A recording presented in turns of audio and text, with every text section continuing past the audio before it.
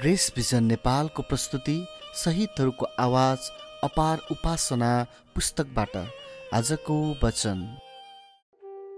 किनकि मेरो निम्ति जिउनु ख्रीष्ट हो र मर्नु लाभ हो। फिलिप्पी 1:21। झन्डै मध्यरातको समय भएको थियो। महिला कैदीहरूले साम्यवादी पहरेदारहरू आएको सुने। उनीहरू छिटो छिटो गरी 20 वर्षकी दोषी युवती वरिपरि जम्मा भए, जसलाई येशूप्रतिको उनको विश्वासको लागि मृत्युदण्डको सजाय दिँदै थियो।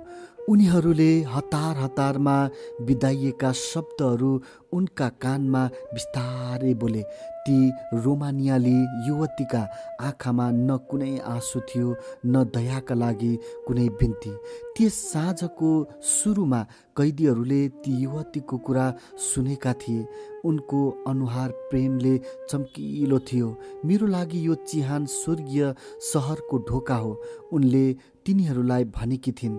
त्यहाँको सुन्दरताको बयान कसले गर्न सक्छ र? दुःख भन्ने कुरा त्यहाँ कसैलाई थाहा छैन। त्यहाँ सधैँ आनन्द र गीत छ। सबैजना शुद्धताको सेतो वस्त्रमा सजिएका छन्। हामी परमेश्वरलाई आमने सामने देख्न सक्छौँ। त्यहाँ मानवीय भाषामा प्रकट गर्न नसकिने आनन्द छ। म किन रोऊँ? म किन दुखी हौँ? उनको मगनी भइसकेको थियो, तर यो रात आफ्नो पृथ्वीको प्रेमीसँग हुनुको सट्टा उनले स्वर्गमा रहेका आफ्नो दुलालाई भेट्ने छिन्। निर्दयी पहरेदारहरू कोठाभित्र प्रवेश गरे र ती युवती जानका लागि तयार भएर पहरेदारहरूतिर बढिन्। पहरेदारहरूद्वारा घेरिएर उनले कोठा छोड्दा उनले प्रेतहरूको विश्वासको सार सम्झन थालिन्। केही मिनेटपछि नै अनुहारमा आँसुका धारा बगाउँदै रहेका बाँकी कैदीहरूले गोलीको आवाज सुने।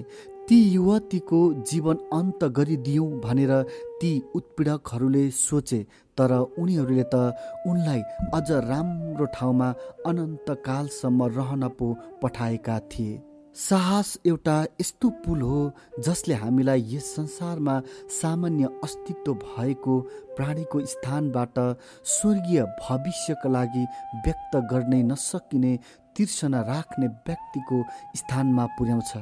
जसले स्वर्गको अस्तित्वको निश्चयता पूर्ण रूपमा बुझेको छ, उसलाई यस संसारको सापेक्ष रूपमा तुच्छ जीवनसँग स्वर्गको अनन्त नागरिकता साट्न सजिलो लाग्छ।